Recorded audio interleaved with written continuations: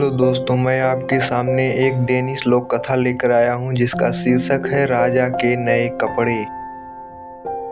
बहुत दिनों पहले एक राजा था जो नए नए कपड़ों का इतना शौकीन था कि वह अपने राज्य की आमदनी अपने शौक को पूरा करने में ही लुटा देता था। उसकी कामना हर समय यह रहती थी कि लोग उसके कपड़ों को देखते ही रहें। उसे न सेना को मजबूत बनाने की फिक्र थी, न ही खेल तमाशे में वह कोई रस लेता था, न घूमने फिरने को ही उसका मन करता था। हाँ, अपने नए कपड़ों को दिखाने के लिए वह चाहे 10 कोस चला जाता। दिन और रात के हर घंटे के लिए उसके पास अलग अलग पोशाक थी। जिस तरह किसी राज्य में राजा के बारे में पूछने पर उत्तर मिलता है कि वह अपने मंत्रियों की बैठक में है, उसी तरह यदि कोई इस राजा के बारे में पूछता कि वह कहाँ है तो उत्तर मिलता कि वह पोशाक बदलने वाले कमरे में है। जिस शहर में राजा की राजधानी थी वह भरा पूरा था और वहाँ रात दिन आने जाने वाले की चहल पहल रहती थी। कोई ही दिन ऐसा गुजरता होगा जिस दिन बाहर से आने वाले लोग सैकड़ों की तादाद में राजधानी के बाजारों में दिखाई न पड़ते हों। इन्हीं में एक दिन 2 ठग भी आए। उन्होंने लोगों को बताया कि वे बुनकर हैं और ऐसा बढ़िया कपड़ा बुनना जानते हैं कि सारे संसार में दिया लेकर ढूंढने पर भी नहीं मिल सकता। यहाँ तक कि कोई उसकी कल्पना तक नहीं कर सकता। न केवल उस कपड़े का रंग और डिजाइन ही सुंदर होगा, बल्कि उसमें यह भी विशेषता होगी कि जो आदमी अपने पद की योग्य नहीं होगा या हद दर्जे का बेवकूफ होगा, उसे वे वस्त्र दिखाई तक नहीं देंगे। राजा ने मन ही मन सोचा, इस तरह के वस्त्र तो अनमोल होंगे। यदि मैं ऐसे कपड़े पहन लूं तो मुझे पलक मारते उन लोगों का पता मिल जाएगा जो अपने अपने पदों की योग्य नहीं है। तब मैं अपनी प्रजा में से होशियार लोगों को भी चुन पाऊंगा। इनसे अपने लिए कपड़े बनवाता हूँ। और उसने उन ठगों को कपड़ा बनाने के लिए फौरन ढेर सारा रुपया दिया और कहा कि वे फौरन काम शुरू कर दें। ठगों ने एक करघा बनाया और ऐसे दिखाने लगे जैसे कपड़ा बुन रहे हों, पर करघा खाली था। उन्होंने राजा से बढ़िया रेशम और सोने के तार मांगे और उन्हें इस्तेमाल करने की जगह अपने झोलों में छिपा लिया। देर रात तक वे खाली करघे के सामने बैठकर ऐसा जाहिर करते थे जैसे कपड़ा बुन रहे हों।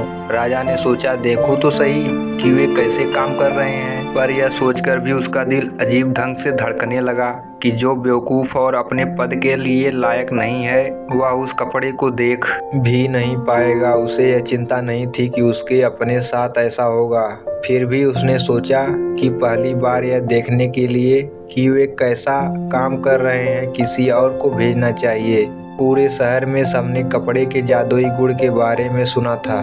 सभी यह जानने को बेचैन थे कि उनका पड़ोसी कितना बेवकूफ और बेकार है। राजा ने सोचा, मैं अपने वफादार प्रधानमंत्री को भेजता हूँ। वह देख कर आएगा कि जुलाहों का काम कैसा चल रहा है। वह होशियार और अपने काम में लायक आदमी है। अगर कोई जांच कर सकता है तो यह वही होगा। प्रधानमंत्री अच्छे स्वभाव वाला बूढ़ा आदमी था। जब वह उस कमरे में पहुंचा जहां जुलाहे काम कर रहे थे तो उसने देखा कि करघा खाली था। उसने अपनी आंखें बंद की, फिर खोली और सोचने लगा, हे भगवान मुझे बचाओ, मुझे तो एक भी चीज दिखाई नहीं दे रही। फिर भी वह कुछ बोला नहीं। ठगों ने उसे करघे के पास बुलाया जिससे वह उनके बनाए कपड़े का रंग और डिजाइन देख सके। खाली करघे की तरफ इशारा करके उससे देखने को कहा। बेचारा प्रधानमंत्री मंत्री करघे के एकदम निकट आकर आंखें फाड़ फाड़ कर देखने लगा, मगर उसे फिर भी कुछ दिखाई नहीं दिया। दिखाई तो तब देता जब वहाँ कुछ होता।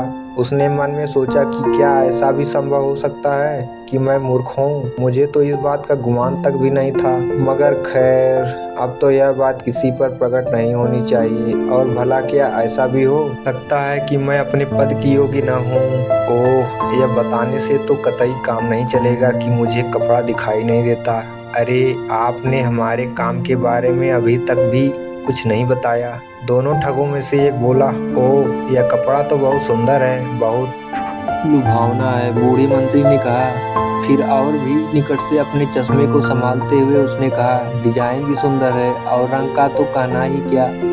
अब मैं राजा साहब को कपड़े का राय रत्ती हाल बता सकता हूँ। बहुत शानदार कपड़ा है। हमें यह जानकर बहुत प्रसन्नता हुई इन दोनों बुनकर। हाल बता सकता हूँ, बहुत शानदार कपड़ा है। हमें यह जानकर बहुत प्रसन्नता हुई इन दोनों बुनकर बोले। फिर उन्होंने कपड़े के डिजाइन और रंग की बारीकियां मंत्री को समझाने का प्रयत्न किया। मंत्री सब ध्यान देकर सुनता रहा। जिससे राजा साहब के सामने कपड़े की सुंदरता बयान करते समय वह सारी बातें बता सके और उन्हीं शब्दों का प्रयोग कर सके जिनके द्वारा दोनों ठग कपड़े की बारीकियां समझा रहे थे। उसने ऐसा ही किया भी। अब दोनों ठगों ने और अधिक रेशम, सोने के तारों और धन की फरमाइश की। तुरंत सब चीजें उन्हें दी गईं। उन्होंने सब चीजों का भी निवाला बनाया और आराम के साथ फिर अपने निरर्थक धंधे में जुट गए। वही खटाखट खटाखट और हवा की बुनाई जारी रही। एक दिन राजा ने एक दूसरे कुशल मंत्री को यह देखने के लिए भेजा कि बुनकरों का काम कैसा चल रहा है। उसके साथ भी बिल्कुल वैसी ही घटना घटी। वह यह देखकर हक्का बक्का रह गया कि करघों पर कुछ भी दिखाई नहीं दे रहा। क्या ख्याल है आपका, कपड़ा सुंदर है या नहीं? दोनों ठगों ने उससे भी यही सवाल किया और साथ के साथ उस झूठ मूठ के कपड़े के डिजाइन और रंगों की सुंदरता बखानना आरंभ कर दिया। मैं मूर्ख तो नहीं हूँ, उस मंत्री ने सोचा कि न ही मैं अपने पद के लिए अयोग्य हूँ। हाँ, यह हो सकता है कि राजा साहब ने जिस काम के लिए मुझे अब भेजा है मैं उसी के अयोग्य हूँ। है तो यह बड़ी अजीब बात, पर पता इसका किसी को नहीं चलना चाहिए। इसलिए उसने भी कपड़े की तारीफ और उसके रंगों तथा डिजाइन को खूब सराहा। फिर राजा के पास जाकर बोला, कपड़ा वास्तव में बहुत ही प्यारा है और आज तक किसी ने ऐसा कपड़ा नहीं देखा होगा। शहर में जिसके मुंह से सुनो कपड़े की तारीफ हो रही है। अब तो राजा ने उसे स्वयं भी देखना चाहा। बाद में तो सामने आएगा ही, मगर करघे पर बुना जाता देखने में और ही बात थी। इसलिए राजा ने बहुत से सभासदों को अपने साथ लिया और कपड़ा देखने के लिए चल दिया। उन सभासदों में वे ईमानदार और बुद्धिमान मंत्री भी थे जो पहले कपड़ा देखने गए थे। जब राजा दोनों ठगों के पास पहुंचा तो उसने देखा कि दोनों के दोनों पसीने पसीने हो रहे हैं और तेजी के साथ मशीन की तरह अपना काम कर रहे हैं। हालांकि उनके पास एक भी सूत का रेशा नहीं था। कितना शानदार कपड़ा है, दोनों मंत्रियों ने कहा। महाराज, तनिक और निकट चलकर देखिए और इस कपड़े के डिजाइन और रंगों को सराहिए। उन्होंने खाली करघों की ओर इशारा किया। वे समझते थे कि चाहे उन्हें कपड़ा दिखाई न दे रहा हो मगर औरों को तो जरूर दिखाई दे ही रहा होगा। यह क्या? राजा सोचने लगा, वाह, यहाँ तो कुछ दिखाई नहीं दे रहा है। वह तो बड़ी गड़बड़ की बात हुई। क्या यह हो सकता है कि मैं बेवकूफ हूँ या राजा होने की योग्यता मुझ में न हो? यह तो मेरे लिए बड़ी खराब बात होगी और सारे राज्य में मेरी बदनामी हो जाएगी। इसलिए उसने प्रकट में कहा, हाँ, सचमुच कपड़ा बहुत सुंदर है, मैं इसे बहुत पसंद करता हूँ। और वह खाली करघों की ओर देख देख कर इस तरह मुस्कुराने लगा मानो डिजाइन की परख करने के बाद वह उस पर मोहित हो गया हो। यह तो वह किसी भी तरह स्वीकार करने को तत्पर नहीं था कि उसे कुछ भी दिखाई नहीं दे रहा है। लोगों ने वाह वाह की झड़ी लगा दी। जितने मुंह उतनी बातें। कपड़ा सुंदर है, बढ़िया है, शानदार है, रोबीला है, ऐसा है, वैसा है, और सभी प्रसन्न हो रहे थे मानो उन्होंने कपड़े को अपनी आंखों देखा है। राजा ने तुरंत उन्हें राजकीय बुनकर के पदक प्रदान किए और आज्ञा दी कि उन पदकों को वे अपने अपने कोटों के काजों में लगा लें। राजा के सभासदों ने उसे सलाह दी कि उन मूल्यवान कपड़ों को आने वाले महासम्मेलन के दिन पहना जाए। राजा ने उनकी बात मान ली। जिस दिन महासम्मेलन का जुलूस निकलना था उससे पहली रात को दोनों ठग जाग कर काम करते रहे और 20 हंडे उन दोनों ने जलवाए रखे। हर आदमी देख सकता था कि वे दोनों राजा के नए कपड़े तैयार करने में जमीन आसमान एक कर रहे हैं। उन लोगों ने ऐसा दिखाया मानो कपड़ा करघों पर से उतर गया है। अब उन्होंने बड़ी बड़ी तेज कैंचियां ली और बड़े कायदे से हवा में ही चलाया। फिर बिना धागे की सुइयां लेकर ऐसा दिखावा किया मानो कपड़े सिए जा रहे हैं। अंत में जुलूस के समय से थोड़ी ही देर पहले वे हाथ पैर झाड़ कर निपट गए